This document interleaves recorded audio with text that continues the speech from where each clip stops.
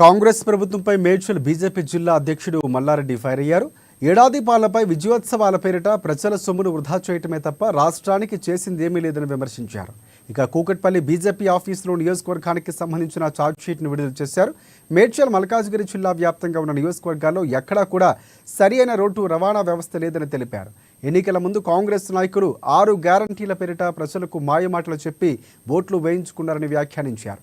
రాష్ట్ర ప్రభుత్వం చేపడుతున్న 2వ దశ మెట్రో విస్తరణ పనుల్లో భాగంగా కుత్బుల్లాపూర్, మేడ్చల్, ఉప్పల్, ఘట్కేసర్ వరకు విస్తరించేలా చర్యలు చేపట్టాలని డిమాండ్ చేశారు.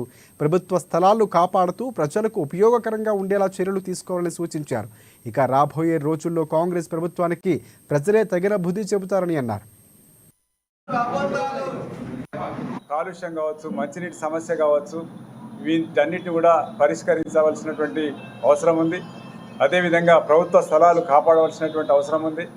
మరి ఈ యొక్క సమస్యల మీద దృష్టి కేంద్రీకరించి అదేవిధంగా పేద ప్రజల యొక్క రేషన్ కార్డులు కానీ వెంటనే ఇచ్చేసి వాళ్లకు రేషన్ అందే విధంగా చూడాలని, అదేవిధంగా 6 గ్యారంటీలు మీరు ఏవైతే చెప్పిందో వాటన్నిటిని కూడా తూచా తప్పకుండా అమలు చేయాలని, దాంతోపాటు చాలామందికి ఇంకా వృద్ధులకు కానీ వితంతులకు కానీ పెన్షన్ రావడం లేదు.